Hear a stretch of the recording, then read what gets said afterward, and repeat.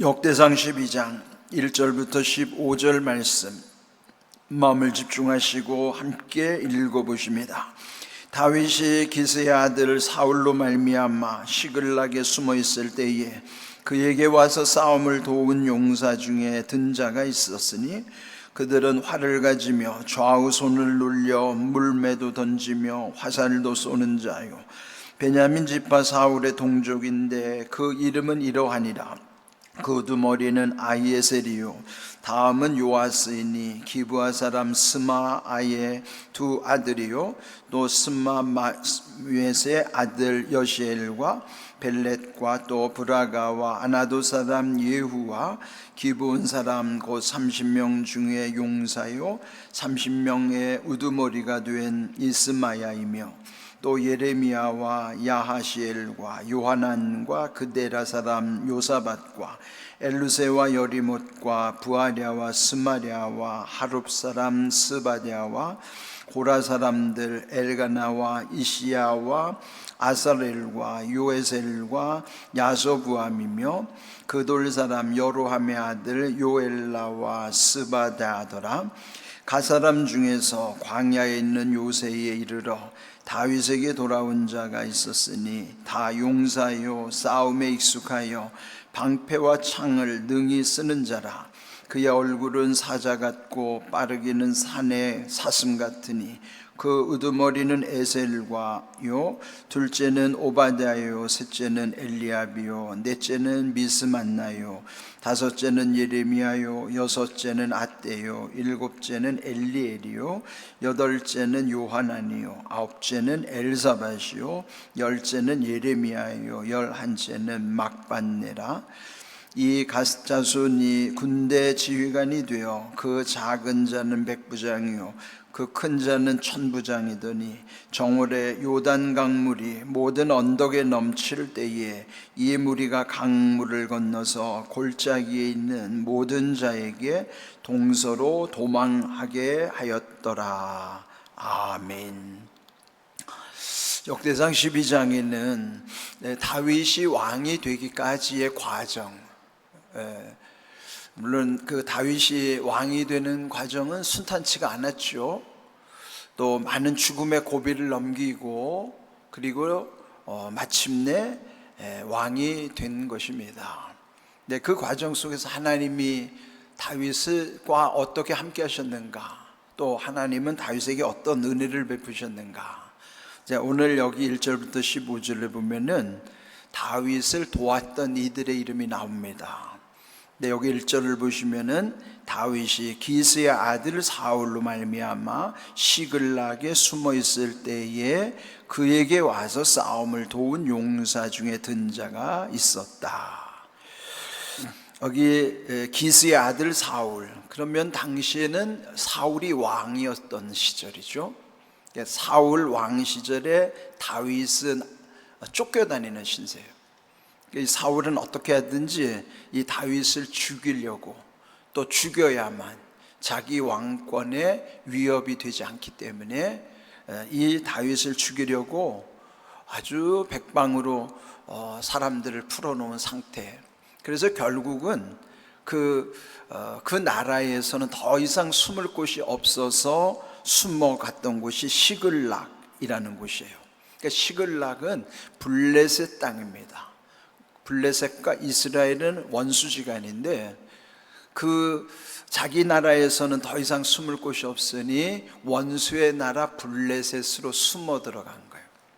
근데 그나마 그 블레셋의 라기스 왕이 이 다윗에게 호감을 가지고 그에게 또 돕는 역할을 하는 것이죠. 원수가 돕는다는 것은 있을 수가 없는 일인데 하나님이 함께 하시니까 시글락에다가 하나님이 숨겨두시는 거예요. 그 나라에서 더 이상 숨을 곳 없으면 그 원수의 땅에서도 숨겨놓으시는 하나님의 은혜, 있을 수 없는 일이죠. 또 그 당시라는 것은 이 다윗이 시글락에 숨어 있을 때 그 다윗을 찾아와서 싸움을 도운 용사들이 있었다. 그래서 이제 오늘 이 제목이 숨어 있을 때, 그렇지만은 이 하나님의 입장에서 보면 하나님이 숨겨 주실 때예요. 우리 입장에서는 숨어 있을 때지만 하나님의 입장에서 보면은 하나님은 숨겨 주시는 때예요. 은혜라는 또 다른 표현은 하나님이 숨겨 주시는 은혜라는 거예요. 이런 상황에서 보면은 또 돕는 자가 누군가. 2절, 그들은 활을 가지며 좌우에 손을 놀려 물매도 던지며 화살도 쏘는 자요 베냐민 지파 사울의 동족인데 그들 이름은 이러했다. 그러면 이 베냐민 지파 사람들이 이 망명 중인 다윗을 돕고 있는 거예요. 베냐민 지파가 누굴까요? 현직 왕이 속한 지파란 말이에요. 사울 왕의 지파. 그 동족이라면 오히려 동족의 입장에서는 지금 이 베냐민 지파는 사울 왕을 도와줘야 된단 말이죠. 그런데도 그들은 사울 왕을 돕는 게 아니라 다윗을 돕고 있는 거예요. 이것도 있을 수 없는 일이죠. 그러니까 우리도 무슨 일을 하다 보면은 되게 자기하고 어떤 관계냐, 관계를 따져서 뭔가 관계를 맺잖아요. 그러니까 우리가 늘 민감한 관계를 맺는 것은 혈연, 지연, 학연, 연이라는 게 줄이거든요. 그 줄을 어디에 대는가? 혈연. 그래서 같은 성씨면 어디 본관이 어디냐? 그래서 자기하고 같은 혈연이면 그건 이제 줄을 대는 거예요. 그가 옳든지 그르든지 상관없이 혈연 공동체면은 무조건 그 사람 편을 들어주려고 그러고, 그 다음에 지연이 뭐야? 고향이 어디냐 따지는 거예요. 그 다음에 학연, 어느 학교 나왔느냐. 이 우리나라 이거 굉장히 심각하죠. 혈연, 지연, 학연. 그래서 거기에서 서로 짬짬이를 하는 거예요. 옳고 그름을 따지지 않아요. 나하고 그런 하나라도 연결이 되면 그냥 그 사람 편을 들어주고 그런 관계와 관심을 온전히 거기다가 집중하다가 결국은 그 공동체 전체로는 그게 나쁜 영향을 주게 되는 것입니다. 그런데 지금 이들 베냐민 지파는 혈연으로 따져도 지연으로 따져도 그들은 사울 왕 편을 들어줘야 돼요. 근데 그들은 그렇게 안 했어요. 다윗 편을 들어준 거예요. 다윗을 도와준 거예요. 왜 그랬을까요? 옳지 않기 때문에, 하나님 뜻이 다윗에게 있음을 알기 때문에. 우리가 조심해야 될 건, 물론 혈연, 지연, 학연도 좋은 관계를 유지하면 좋은 것이지만은 그 안에서 악한 것까지도 다 허용하고 그러면 그건 안 좋은 거예요. 무엇보다 중요한 것은 하나님의 뜻에 맞느냐. 옳고 그름을 분별해야지, 옳고 그름을 분별하지 않고 무조건 덮어놓고 편을 들어주는 것은 좋은 일이 아니에요. 지금 이 국가적인 이 엄청난 우리의 지금 이슈가 되고 있는 것도 다 그런 식으로 얽혀고 설켜 있어가지고 옳고 그름으로 따지면 결코 그런 일이 있으면 안 되죠. 근데 옳고 그름의 문제로 따지는 게 아니라 그저 너하고 나하고 무슨 관계냐. 그래서 결국은 다 부패하는 거예요, 그게. 근데 여기에 이 다윗이 이렇게 위기 속에 있어도 오히려 베냐민 지파에 속해서 사실은 사울과 같은 라인에 서 있음에도 그들도 하나님이 함께 하시니 이 다윗을 돕는 자였다. 그런데 그들이 보통 사람들이 아니에요. 탁월한 사람들이에요.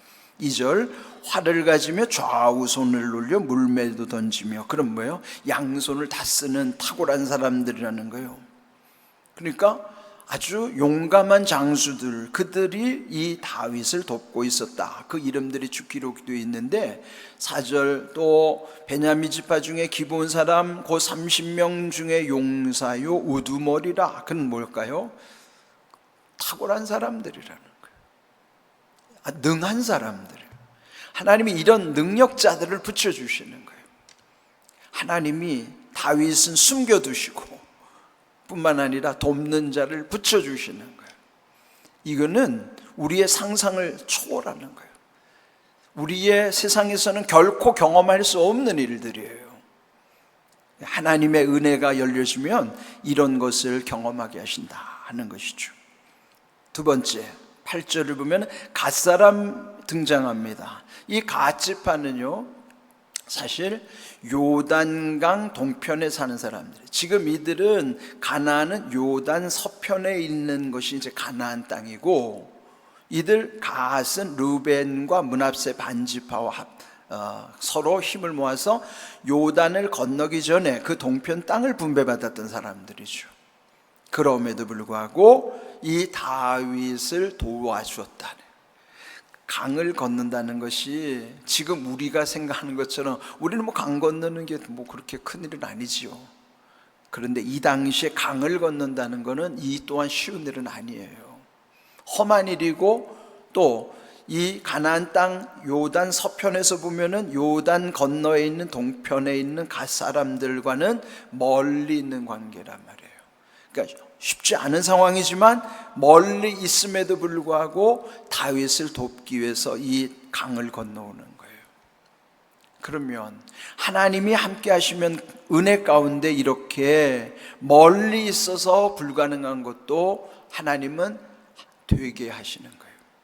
하나님의 은혜는 우리의 상식 안에서만 작동하는 게 아니라 상식 안에서 또는 상식을 뛰어넘어서 초월하여서 내가 할 수 없는 것도 하게 하실 뿐만 아니라 될 수 없는 상황도 되게 하시는 것, 그게 하나님의 은혜라면, 여기 지금 갓지파 사람들도 이 다윗을 돕고 있습니다. 갓사람 중에서 광야에 있는 요새에 이르러 다윗에게 돌아온 자가 있었으니 또한 그들도 용사요 싸움에 익숙하여 방패와 창을 능히 쓰는 자라. 뭐예요? 이들도 또한 보통 사람이 아니라 탁월한 사람들이 지금 다윗을 돕고 있는 거예요. 그러니까 이런 모습을 보면은 하나님이 그 때를 따라서 돕는 은혜라는 게 얼마나 귀한 것인가. 이거를 남의 이야기로 듣지 마십시오. 하나님의 은혜 안에 있는 사람 모두에게 열려져 있는 말씀이에요. 그러면은 이런 상황 속에서, 물론 여기 갓지파에서는 보면 이제 서열에 따라서 쭉 나오죠. 거기 처음 9절을 보면은 우두머리 에셀로부터 둘째는 셋째는 해서 11번째 13절 끝에 보면은 막반네라, 그 11번째 서열에 따라서 이름이 쭉 기록되어 있을 뿐만 아니라 14절 갓자손이 군대 지휘관이 되어 이 작은 자는 백부장, 큰 자는 천부장. 백부장은 100명을 통솔하는 지휘관, 천부장은 1000명의 용사를 거느리는 지휘관. 그러니까 그들 또한 아주 탁월한 리더십을 발휘할 수 있는 사람들이 다윗과 함께 한다는 것이죠. 아무나 지금 쓰여지는 게 아니라 다윗을 돕는 자는 이렇게 베냐민 지파에서도 사울에 속해 있는, 사실은 원수와도 같은 진영이 다름에도 불구하고 하나님이 함께 하시니까 그들을 돕는 자가 될 뿐만 아니라 멀리 있는 갓지파 사람들도 이 다윗을 돕는 자 되게 하신 거예요. 특별히 15절 정월에 요단 강물이 모든 언덕에 넘칠 때에 이 무리가 강물을 건너서 골짜기에 있는 모든 자에게 동서로 도망하게 하였더라. 이는 요단 동편에 있기 때문에 그 당시가 요단 강물이 범람할 때, 그러니까 보통 비가 오지 않는 건기에는 요단강이라는 것은요 그냥 누구나 건널 수 있는 강이지만은 또 이 정월쯤 됐을 때의 요단강은 요단 강물이 흘러 넘쳐서 범람하는 시기니까 아무나 그 강을 건널 수 없는 힘든 상황을 말씀하는 거예요. 근데 그럼에도 불구하고 그런 장애물이 있어도 그를 뛰어넘고 그를 극복하고 다윗을 돕게 하셨다 하는 것이죠. 그들이 그 범람하는 요단강을 건너서 또 골짜기에 있는 모든 자에게, 이건 뭐예요? 다윗을 위협하는 사울 쪽의 사람들을 또 동서로 도망하게 하였더라. 얼마나 이들이 용맹한지 동서로 다 다들 뿔뿔이 도망가도록 했다는 거예요. 이 다윗을 돕는 자로서, 그러면 여기 오늘 이 상황을 놓고 볼 때에 하나님은 다윗을 블레셋 시글락에다가 지금 숨겨두시고 뿐만 아니라 표면적으로는 일어날 수 없는 일들, 이 사울이 속한 베냐민 지파에서 탁월한 사람들이 돕게 하셨을 뿐만 아니라 또 갓 지파 멀리 있는 사람들도 돕게 하셨고 뿐만 아니라 그 상황으로 볼 때는 요단 강물이 범람할 때 더 힘든 지경이지만은 그것도 다 극복하게 하시고 나서 결국은 그들로 하여금 다윗에게 위협이 되는 이들이 다 뿔뿔이 흩어지도록 도망가도록 용맹스러운 일을 했다. 결론이 뭘까요? 우리가 할 수 없는 것을 하나님이 하셨다. 하나님이 은혜 주시면 이렇게 할 수 있다 하는 얘기예요.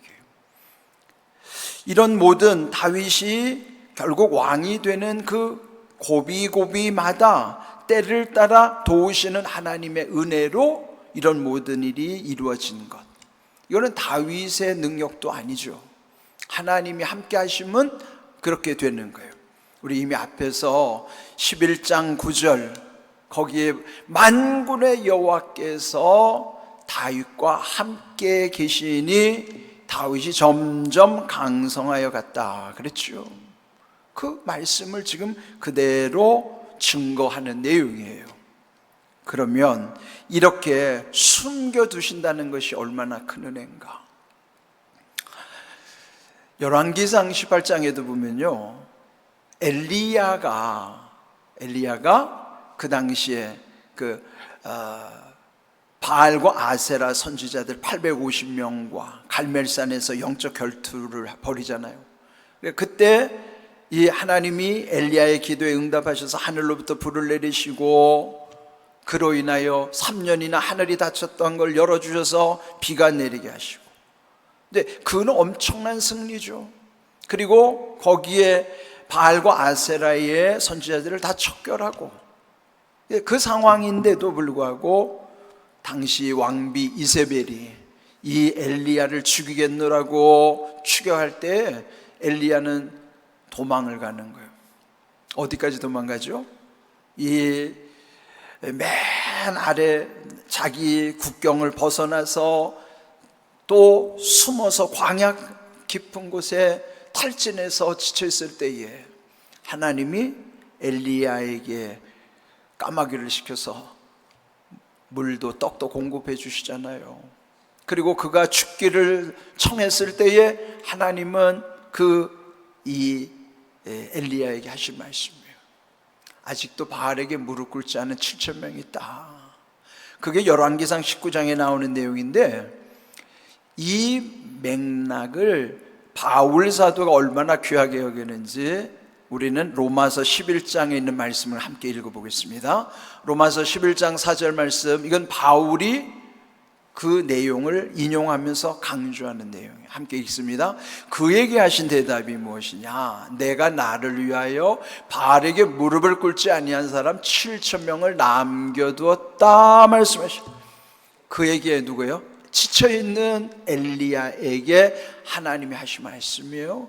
하나님을 위하여 아직도 바알에게 무릎 꿇지 아니한 7,000명을 남겨뒀다. 엘리야는 자기 혼자 남았다고 생각했어요.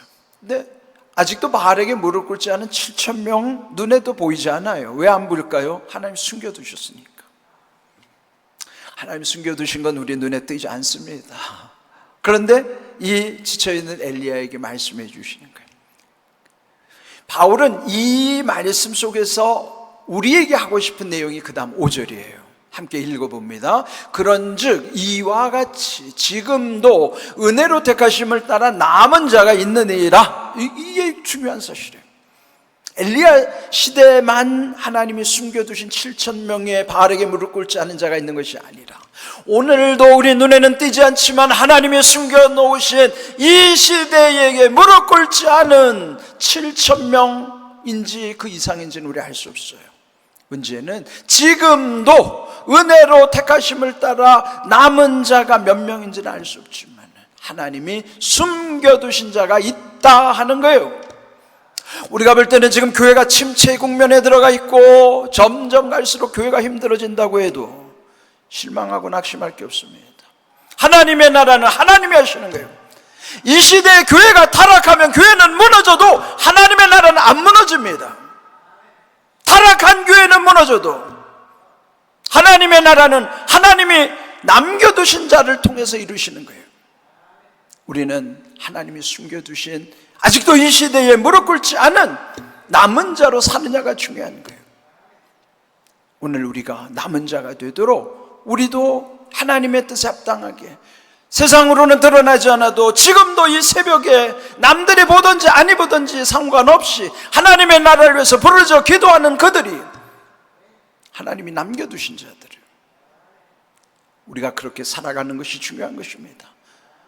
이 시대를 탄식할 것이 아니라 내가 하나님 마음에 합한 그리고 하나님이 숨겨두신 자로 살아가느냐가 중요한 거예요. 남들과 비교하지 마십시오. 내가 이 속에 들어있느냐가 중요한 거예요. 오늘 우리에게 주시는 귀한 말씀 속에 숨어있는 것이 하나님의 은혜죠.